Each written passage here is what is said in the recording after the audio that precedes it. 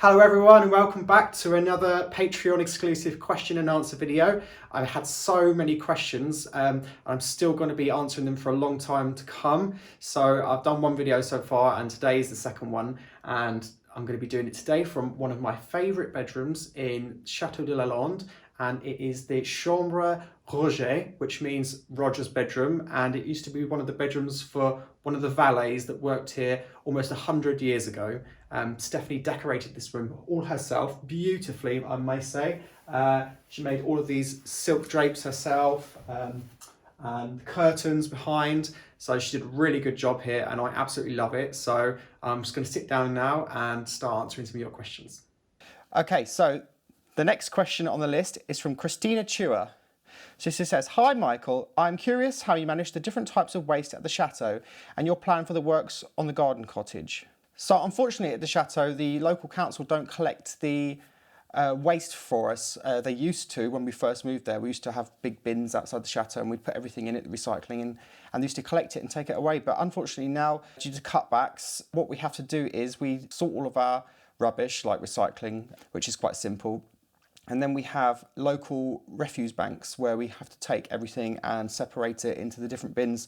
So that's how we deal with all the rubbish at the chateau. And there's quite a lot because there's quite a lot of people living there. And also things like for building works, we have local déchetterie or déchetterie. It's basically like the local tip where you can load everything up into a van or a trailer, and things like building rubbish, waste, things like that. You can take that to one of those places and they have different giant bins where you can separate all of the things like metal, wood, general rubbish. So that's how we deal with all of that stuff. And also, shout out on your plan for the works on the gardener's cottage. Well, I've started clearing out the gardener's cottage. I've cleared out quite a lot of it so far.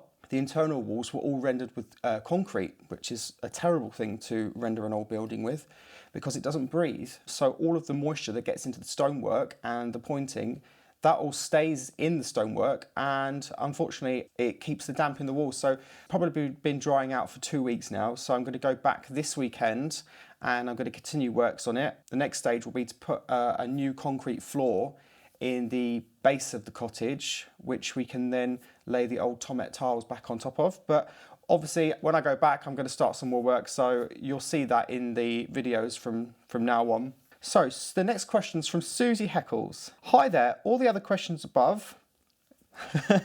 Plus, what software do you use for editing your films and where do you get your music from? Many thanks," from Susie. So the software that I use to edit my videos is a piece of software called DaVinci Resolve Studio, and it's the version 16, and it's made by a company, an Australian company called Blackmagic Design. It's quite a new-ish piece of software. It's not as well established as things like Final Cut Pro, which is made by Apple, and Adobe, they have one as well, Premiere. But DaVinci Resolve is an amazing piece of software because you're able to use it if you're a beginner like me, because when I first got the software, which was actually a gift from my friend Dan, when I first started making the vlogs, it's actually quite an expensive piece of software. It's about £300 or €300 each, depending on which country you're in, to buy. And he got given a copy of it with a camera that he bought. So he kindly gave me that piece of software for free, but I actually managed to pick it up quite easily to use it. It was quite simple, and it's an amazing piece of software because it's used from people like me, from vloggers, all the way up to the Hollywood movie industry, because it has amazing controls for color grading, so you can change the whole tone of a piece of footage, the colors, the look of it. So that's an amazing piece of software. Actually, I need to get it again. I actually need to get a new version of it for the laptop. I just need to talk about this laptop quickly. I'm really, really excited to say that I now have a laptop, which means that when I go away to film somewhere, like for example, when I came here to Stephanie's, I had to bring my entire huge desktop computer, which is really a great piece of equipment to make videos with, but it's really not mobile at all. And especially even at home at the chateau, when I'm editing videos, I could spend sometimes up to 8 hours editing a video. and I have to stay in my room. I can't move around the chateau and edit somewhere else. Like, so for example, it'd be nice to be able to go and sit downstairs in the sitting room in the chateau, or in the dining room, or possibly even outside or something, and sit and edit a video. But at the minute, I'm really tied to my desk. So this amazing machine is gonna basically make me be able to edit videos anywhere I want in the world, on the go, as long as I've got my camera and this. And this was paid for, half of it, by you guys. So I just want to say thank you so much, because it's just kind of set me free as a vlogger now. So thank you so much. Also, Melanie Hay. Hi Michael. I, for one, would love to know more about your life before you move to the chateau. What inspires you? What is your star sign? What is your MBTI on 16personalities.com? I'm not sure what this is. Your favourite artists, musicians, your favourite film. Your channel has become a staple in our household. When there is a new video, we always make a fresh coffee and pile onto the couch with the cats. Oh, that's cute. Chill and enjoy you sharing your life. Look forward to future videos. So let's go. There's quite a lot of questions in one question there. First of all, 16personalities.com. I'm not sure what that is, so I'm going to have to do a bit of research and be able to answer that question later on. MBTI, I'm not sure. So apparently I'm an ISFJ personality type. Well, I hope that's good. What is my star sign? My star sign is Libra, because my birthday is the 16th of October, which is coincidentally, it's the same birthday as the famous playwright Oscar Wilde. Also, Angela Lansbury, a famous actress. And also, it was also the same day that Marie Antoinette had her head cut off. So that's really interesting. Your favourite artists, musicians. I wouldn't say I have a favourite artist or musician, but I kind of like anything really. I like, from classical artists from way back when, right up until now, modern day artists. I like modern music. I'm one of these people, I can't really say I like that or I like that. I just like anything really. Your favourite film? Oh, what is my favourite film? I haven't really got a favourite film. One of my favourite films as a child was, strangely, a film called Death Becomes Her, which was set in Hollywood. It's about a woman who buys eternal youth from a kind of witch and then ends up dying. It's a bizarre film, but I think it's absolutely brilliant. The next question is from Miffy Smith. What kind of jobs does everyone in the family do around the chateau? Is it set, or does everyone pitch in? Anything you miss about the UK or don't miss? There's a lot of things I do miss about the UK, and that's my friends from back in England. Obviously, because I live in France now, I don't get to see them very often. I probably haven't been back to England since about a year now. Also, what do I miss about the UK? Not a lot, to be fair. I'm really happy in France. Yeah, as I say, yeah, just my friends, and obviously I have some family back in the UK still, so I do miss those. But I'm really settled in France now, and I really like it here, and I definitely wouldn't go back. Does everyone pitch in? Yeah, everyone just kind of pitches in. Everyone's good at something in the chateau. So I'm good at decorating, lots of different things really, anything artistic. Billy's great at DIY, so actually construction and things like that. Gwendolyn's great at everything, so she's great at admin. She runs the business single-handedly. She's fantastic at all of that. So any paperwork, stuff that me and Billy, we wouldn't have a clue how to do, that kind of stuff. She sorts all of that, so she's fantastic. Like my mum and dad, they're fantastic at gardening. So if we're busy and we can't do this kind of stuff outdoors, they will just get on with it. Everyone has a role, so we all just chip in really. It's great because at least one of us will have the skills to do something between us, so we don't have to employ people to do those kind of things for us, which is great because it saves a lot of money, because running a chateau is so expensive. So that was Miffy Smith. The next question is from Mary Ann Medlock. In the vlog openers, you show different members of the family. I realise the channel is young, so you haven't had a chance to introduce everyone. So maybe now is a good time? Well, I've showed quite a lot of people. I've showed myself, Billy, Gwendolyn, baby Ernest. You might have seen my niece Olivia. My dad, you've definitely seen my dad. My mum's not really the sort of person who likes to be filmed. So sometimes I'll catch my mum and I'll be filming her doing something and she'll say, "Don't you use that, I'll look terrible in that piece of footage. I don't want it to be seen." So Fair enough, not everyone wants to be seen. Also, my brother Justin, my older brother, who has cerebral palsy, he also lives at the chateau. But every time I put the camera on him, he will just run away. So he's really not interested in being filmed at all. So my sister lives there as well. My sister Sadie, likewise, she tends to shy away from the camera. I filmed her before and she said, no, I haven't got my hair and makeup done. I don't want to be filmed. Just film me again when I look a bit better. You will see them at some point, but until then, it's just the ones that you've seen so far. Okay, so the next question is from Linda Brumfield. Hi Michael, I suppose the chateau is the dream home of most, but your cottage is my idea of heaven. It's my idea of heaven too. I mean, I love the chateau.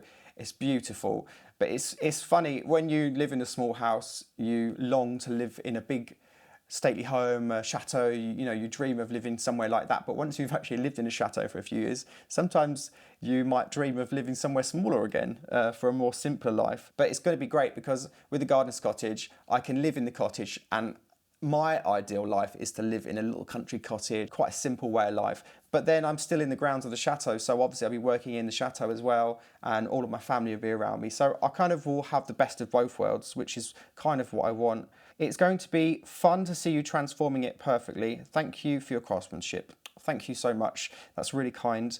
I can't wait to really get stuck into it. Obviously, we've been gutting it out at the minute. That's quite a dirty job at the minute, a lot of mess, and it doesn't look very pretty in there at the moment. With these old buildings, you've really got to strip them back to their bare bones sometimes to fix anything that might be wrong with the building before you can then move forward and to put it back how it was and possibly make it even better than it was. So the next question is from Janine Rumble. You are such an inspiration, Michael. Thank you very much. In your enthusiasm and courage to make such a daring leap into a new life. I would like to know about the adjustment to living in France. Do the French people like that people from other countries are restoring their chateaux? Do you speak French? Do you feel you are in a welcoming environment? Any challenges culturally? Thanks. So any challenges culturally? Well, I've not had any cultural challenges really. I think everyone in France is really kind and really welcoming, and I haven't had any problems there. Everyone seems to be really nice, and from all of the people that we've met, French people, especially the locals, they're all really enthusiastic about the fact that we're restoring the chateau and we've taken it on, because a lot of people in France don't have the means to restore these buildings, although they do love them. So they are really, really happy that we're doing it. Do you speak French? I speak a little French, not very much, but obviously enough to be understood and enough to understand people, which is good. And obviously you learn just by being around French people all the time. I think everyone's been really kind to us, and that's been great because it's given us the encouragement to keep going. So next question is from Anne Crow. What is your favourite meal, your favourite wine, mixed drink, and where do you dream of visiting? So what's my favourite meal? My favourite meal would definitely be seafood, actually. I love things like oysters and prawns, mussels, things like that. Any kind of fish, salmon, I love salmon. So my favourite meal would definitely be some sort of seafood platter, but obviously you can't get that all through the year because it's not in season. And that stuff's quite expensive as well. But a particular favourite of mine is definitely oysters. Expensive taste. My favourite wine, I'm not really a big wine drinker actually. I wouldn't say wine is my favourite drink, although I do appreciate a nice wine. If I was going to pick a wine, I'd probably say like a Sauvignon or a Chardonnay, like a white wine. They're always really nice if they're really well chilled. Do like champagne once in a while, but not really a big champagne drinker, only in special occasions. My favourite mixed drink would probably be a gin and tonic maybe, with a piece of cucumber in it. Definitely love gin and tonic. Or an espresso martini, they're really nice as well if you need a bit of a pick-me-up, because they're quite strong with the alcohol, but also they're full of coffee as well, so they really give you a good kick. They're great if you're at a party or something. Where do I dream of visiting? Well, I've always wanted to visit Egypt and go and see some of the big archaeological sites there. Things like the pyramids, the Sphinx, possibly things like Aswan, Abu Simbel, where they moved the great big statues from lower in the valley up on top of the hill. I'd love to go and visit Egypt. The thing about Egypt is they're still shrouded in so much mystery, and that really appeals to me. I love anything mysterious or stuff where you don't know the answer, because it, I'm not sure, it just kind of gives me the want to go and have a look around and see what I can see. And I don't know, especially growing up watching movies like The Mummy and things like that, where set in the 1920s or the 1930s, people going and exploring these sort of undiscovered tombs and things like that. That just really appeals to me, so I'd love to go and visit Egypt. So next question is from Greg Bowman. Michael, I'm so excited to see work started on the cottage. A mid-week update would be nice. I wouldn't have to be all polished up with lots of editing, just a simple update. Also, what is your plan to reattach the corner and prevent it from continually settling and cracking? That concerns me. Professional advice. I've consulted my father, because he has well over 50 years experience in building. He used to have his own building firm, and he would do anything from groundwork, contracting, so laying foundations for buildings. He used to specialise in building swimming pools, building any kind of buildings. He's built so many houses. So he's definitely an expert, and he's had a look at it, and he said the main problem is because the roof was damaged or missing in the corner where the cracks are. There was a gutter that ran down the corner of that building, and the water from the roof, when it rained, would just go into the ground under that corner. And so some of the foundations have been washed away very slightly. What's happened is the water over the years has been running down that corner of the roof into the stonework and washing out the pointing or the mortar that's been holding the stones together. And obviously that's freed it up to move very slightly. Worst case scenario, we'll have to stitch it, which involves putting some metal pins in, so you have to dig out some horizontal sections of stone across the cracks, place in pieces of like rebar or whatever you call it. It's like a metal stick with ridges along it, and we might have to do that, probably about 3 or 4 of those, 2 on each side. Worst case scenario, what we probably will do definitely is dig out any mortar that's loose in the cracks and put in loads of lime mortar, which is really strong but also flexible. We're going to do that quite soon. Probably going to put the new concrete floor in the actual building first, and then we're going to address that corner. It's definitely fixable, and it's not going to be that expensive, which is great.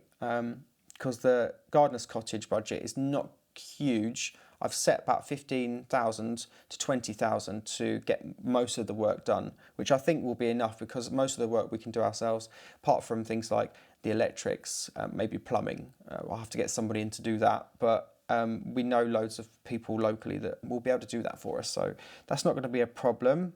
Also, a midweek update. Sometimes I'll try and get an extra video out, but it's quite difficult sometimes, especially when you're actually doing work, to have time to do the work, film it, and then edit it. It's quite difficult, and obviously I'm quite new to making videos at the moment, so eventually I will be able to put out more because I'll get used to it. But at the minute, it's probably 1 video a week on YouTube, 1 video a week on Patreon, and then if I have time to do a midweek update, I'll definitely do that as well. But I kind of like the videos to be really good quality. So the artist in me wants to make sure it's perfect for you, so I'll try in future to put more videos out. I'm definitely going to aim towards at least 3 videos a week, but for now it's just going to be 1 a week Patreon, 1 a week YouTube, and then if I have time I'll put an extra one out. So that's definitely noted. So the next question is from Jenny Morgan. How old were you when you started learning piano, and when did you first discover you had a talent for writing your own music?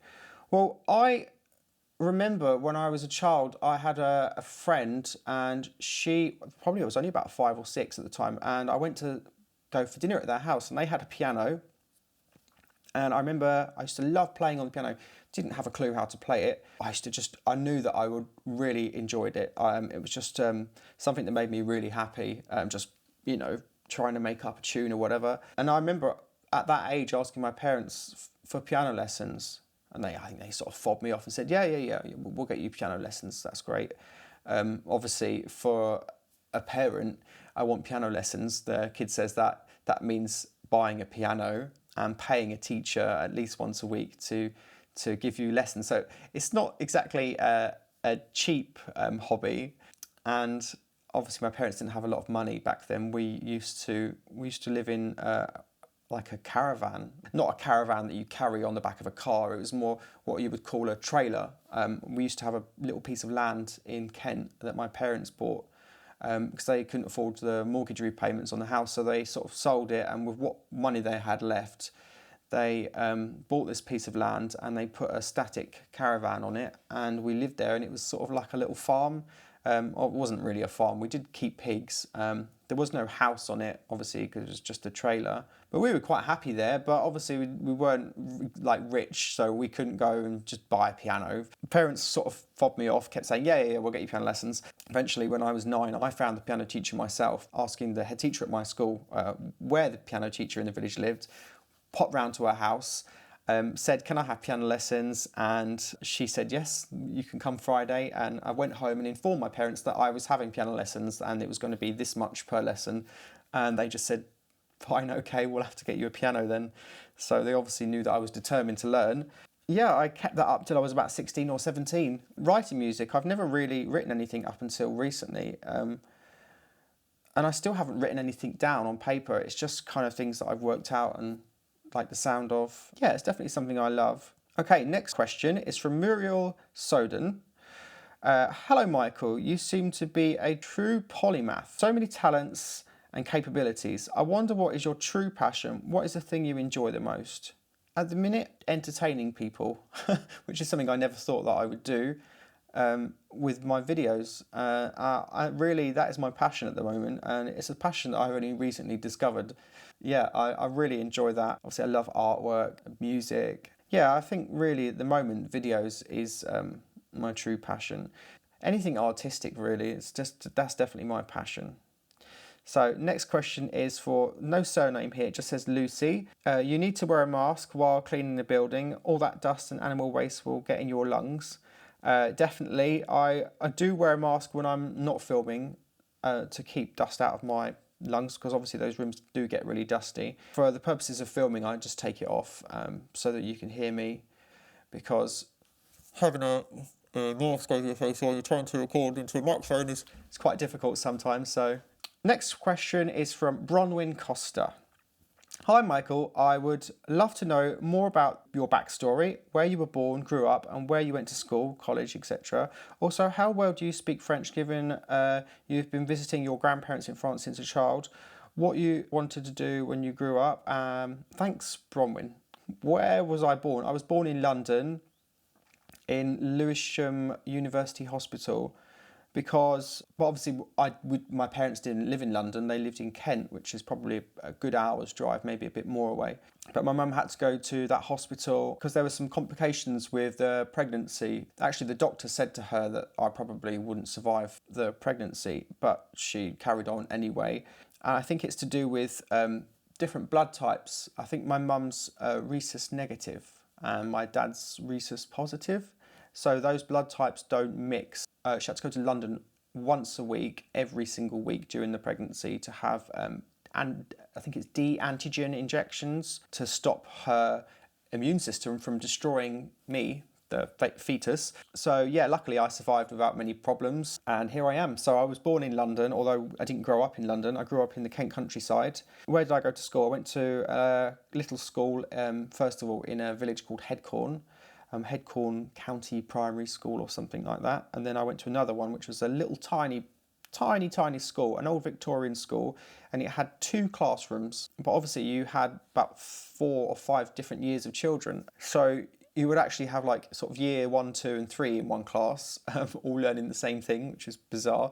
And then years like 3, 4, 5, all in the same year learning the same thing, which is I'm not sure exactly how they got away with that, because obviously when you're in one year you're meant to learn a certain curriculum for that year at your level, but we were sort of all just grouped together and it was a bit of a free-for-all, but it was fun. When I was a child I used to go and stay with my grandparents all the time in the summer. Well, they're English and my grandparents don't speak French. Sometimes I'd end up playing with some French children and I'd learn a few words. Most of the time I was just with them and they spoke English, so it was quite it's obviously not the best environment to try and learn French, but I did love coming to France. I never thought I'd end up living here, which is crazy. What did I want to be when I grew up? I had no idea what I wanted to be when I grew up. I wanted to be everything. Everything and nothing, I'm not sure. Yeah, I didn't really know what I wanted to be until quite recently, which is now a YouTube vlogger, which is something I actually will probably keep doing as long as I can, because I've sort of feel like that's my thing now. But up until that, I wanted to be a pianist, I wanted to be an artist, I wanted to be an author, I wanted to be an actor, I wanted to be everything, but never really decided. You know, obviously I also wanted to be a hairdresser, I wanted to be a makeup artist, and all I wanted to be was the best at whatever I was doing. So, which is why I've tried so many things and worked hard at them to learn. I think you should always strive to be the best in whatever you decide to do. So next question is from Danielle Duffy. Do you have a best friend, someone who has known you through your formative years? If so, what is their reaction to your new YouTube life as an interest and inspiration to so many people around the world? On a similar note, how are you dealing with all this new attention? I suspect it's quite surreal. Do you have a best friend? Well, yeah, one of my best friends is Stephanie Jarvis, although I've only known her for a couple of years. I did have a best friend, still best friends with her really, from England. Her name's Mim, and we first moved to Manchester together when I was 18 or 19. I haven't seen her probably since last year now, which is a shame because she, lives 500 miles away in another country. Best friends from being a child, I don't really talk to anyone that I was friends with when I was a child anymore. I've had so many friends that have sort of come and go over the years. I wasn't very popular as a child. I used to get bullied quite a lot and never really had many friends. Don't know why people used to bully me, but I remember being in the school playground and being punched and kicked and slapped and called names. And yeah, I'm not sure, because I was probably not one of the cool kids. So, I was interested in painting and music, and all the other kids were interested in playing football and I don't know, that sort of stuff. So I never really fit in. I used to have friends at school, not many, but it was always the kids like me, the weirdos. I think all those kind of people in life, they don't fit in at school, but they always find a place, in the world when they're older. Yeah, definitely don't worry if you don't fit in, because eventually you will, and someday people might look up to you, which is a really strange thing to think. Also, how are you dealing with all this new attention? Fine, I think. The only problem I have is, I wouldn't say it's a problem, I'm really grateful to all the people showing interest, is like lots and lots of messages on Facebook and Instagram and things like that. It's really nice for these people to message, but obviously I have a real hard time trying to reply to them all, because there's so many. You get questions all day long from strangers and people wanting to talk to you, but you can't reply to all of them, which is really difficult. And I really wish I could. Obviously, we've got Patreon and Instagram and YouTube, the comments on there, and Facebook, and trying to keep on top of all of that while filming videos and then editing videos and trying to manage it all is quite difficult. There's a lot to think about. As it is now, it's okay. I can kind of deal with it, but if it gets sort of any bigger, I might have to get like an assistant or something to help me to reply to people. But for now, it's okay. I'm actually really grateful. I'm taking it really well. It's just I find it bizarre that I was never really popular as a child, and now people are really interested in what I'm doing. It's just so crazy how everything can just change. But really happy and really like it so far. It's just crazy. It's just nice to know people are interested in what I'm interested in, because sometimes you think people aren't interested in what you're interested in. You could feel a bit alone. Yeah, people really seem to be behind me, especially you guys, so I'm really thankful. One from Angel Brown. She just says, "Hello, Michael." Well, hello, Angel. You didn't put a question though. Oh no, she did put a question a bit later on. Hello, Michael. What kind of educational training have you had? Art school, architecture, engineering, or trade school? Thank you. I did do some arts at high school. I did A level, but actually I never finished the year. The thing is with school, I liked school, but only bits of it. I liked things like the arts lessons, music, I like drama, I love science, but maths, English, all of that academic stuff, I I kind of had absolutely zero interest, and I used to get in quite a lot of trouble with the teachers because they'd be talking, everyone else would be writing in their books, and I would just lose interest and I'd zone out and I'd stare out of the window, or I'd draw pictures in my books and never actually do any work. Not because I couldn't, but just, I don't know, it's just weird. It's just sort of had just no interest in school really, apart from creative stuff. So I got in quite a lot of trouble all the time at school as well. But then again, things like music, I excelled in those classes and was sort of like one of the best pupils in music and in drama. I was always in all of the productions in the school. Art, especially art. See, I don't remember this, but my mum said to me when I was doing A-level art, I was never informed of this, but the actual, the head of the art department, the main teacher there, she'd actually said to my mum, Michael's too good at art. Like I don't have the capability to teach him. So the school's gonna pay to get someone else, like another art teacher, to come in to give him private tuition or to help him in classes. And I don't remember her. Well, I remember there was a woman that used to be in all of my lessons, and she used to show a lot of interest in me and always be helping me with my art and things like that. But I didn't know that she'd actually been brought in especially for me to help me.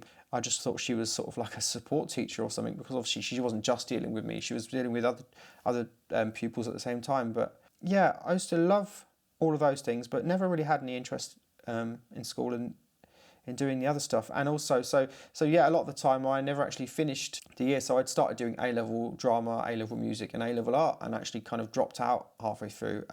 But just because you don't get good grades at high school doesn't mean you're not going to be a success in something that you do. So I think it's really important. I think it's important if you're going to go into something academic like that involves mathematics or English or anything like that. Obviously you need good grades to get into college or university, but if you're more of an artist, don't be too stressed about getting the good grades, because I don't think a piece of paper can tell you that you're good at something. I think it comes from you. So yeah. So this question is from Warren Dennison. I would be interested to know more about your process of creating videos, and when are you coming to visit Australia? Oh, when am I coming to visit Australia? I don't know. I haven't got plans to visit Australia. I'd love to go and visit one day. Don't know if I'll be doing much travel this year, because obviously there's still quite a lot of travel restrictions all around the world. But I'd love to come and visit Australia, a country that's always interested me. Sorry if I haven't read some of the questions. Some of the questions that I've read here are things that I've already answered before. I'm going to try and pick out questions that, subjects that I haven't answered so far. So this one, Catherine Gray, have you ever been to the United States? I love your channel. Greetings from New Mexico, United States. No, I haven't actually been to, well, I have been to the United States once, but I never technically left the airport because I was on a flight from London to Mexico City about 15 years ago, and it stopped at Houston, I think it's Houston International Airport. And so I obviously was about to land, and a huge storm was literally over the airport, and so I think we were the last plane to land in Houston just as the whole airport was grounded. So that was greeted in the United States by a huge lightning and rainstorm, which was quite exciting. But no, I never actually left the airport because then I had to get a connecting flight to Mexico. So technically have been on American soil, but I wouldn't really call it a visit. But I would love to go to the States. It's always a place that's really interested me. And obviously there's a huge country, so there's a lot to see. So I wouldn't know where to go. But I guess would be nice to see the East Coast and the West Coast, and maybe more of the centre of the country as well, some of the states there. Hi Michael, how did you learn to create such beautiful videos? You have an eye for it. Well, I never actually had any training really. Actually, how did I learn to create videos? That's a really interesting question, because when I was 14, I really wanted a camcorder for my birthday, and they were quite expensive. I think it was about £300 at the time, which back then, was quite a lot of money. But my parents obviously for some reason decided to buy me a camcorder, and it's funny, I still have all the tapes from it, and I used to just record everything. I used to record my friends and what we were up to, basically like a vlog before vlogs existed. I used to do that quite a lot, and then obviously sort of stopped doing that when I was about 16 or 17, and never really went into videos up until recently. But how did I learn how to create them? I don't know. Actually, I just literally got the piece of software. So if I needed to learn how to do something in particular, I knew what I want to create. Like I know what I want to create, like visually, but learning how to do it with the software. Sometimes I don't know how to do that. So just consult a YouTube video. There's one for everything. Just practice, I think. I'm still learning. My videos aren't perfect. Sometimes there'll be a cut that's a bit too quick, or there might be a problem with the sound or something like that. So obviously still after 3 months I'm still learning quite a lot. So I think they're pretty decent standards so far. I mean, imagine what the quality of the videos is going to be like in a year. Obviously if I keep getting better, which will be amazing. But how did I learn? I didn't just taught myself really. But I think it helps to know in your mind what you want to create visually. Like, I want that shot to go like that, and then the still and the music comes in there and it fades. Like if you can imagine it in your mind, it's just a process of learning how to create it physically. So how did I learn? Yeah, did I just, like most things, taught myself? Next question is from Colleen Lawrence. So I'm very excited to see the work on the cottage. And maybe a little of your background on how the heck you are so talented. Don't know how I wouldn't say I'm talented. I just interested in trying a lot of things. I think I'm more not really academically inclined. When it comes to maths, not very good at things like that, or English. I can spell, I can put a sentence together, but I wouldn't say that I'm really excel at those kind of things. But anything artistic or anything practical, I find quite easy. So if you show me how to do something once, I'll probably have a go or a couple of tries, and then I'll just pick it up. I don't know, I've always been like that. Whether it comes to, with art or music or making videos or anything, like just anything practical, I pick up quite quickly, quite a fast learner. So I think that's how I've picked up so many things, because I've tried things, picked it up quickly, and then moved on to something else. We've done quite a lot of questions so far. I'll probably film another one of these tomorrow, and then so that I can put it out next week, because there's so many questions. I've been over 100 questions I had, which is great because I can just keep answering these questions for quite a few more videos. Yeah, so thanks for watching, guys. I just want to thank all of you for being my patrons, because without you, I couldn't keep making these videos. I'd have to, just go and get a normal job, and then obviously wouldn't have time to make videos and things like that. So thanks to you guys, this is all possible. Putting your Patreon money to good use. Things like the laptop. Over half of this laptop was paid for by you patrons, and it's quite an expensive purchase. I think it was €3,000, because it's the latest model, it's the biggest model, it's not the most powerful model. You can spec them up and make them even more powerful, but I couldn't justify spending €4,000 on a laptop. That's just crazy.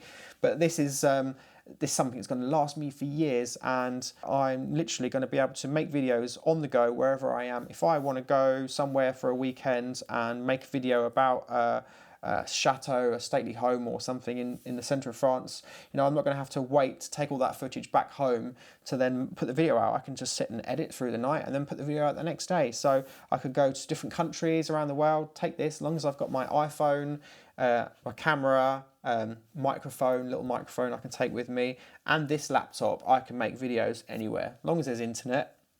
And that is down to you guys, so I just want to thank you so much. But if you sent me a message on Patreon and I haven't replied so far, I will get to it at some point, working my way through those, so thank you for your patience. So thank you guys for watching this video, and I'll see you guys next week. But obviously there'll be the normal videos out on YouTube in the meantime, so thank you very much. I appreciate you guys so much for your support, and yeah, thank you very much. And I'll see you soon.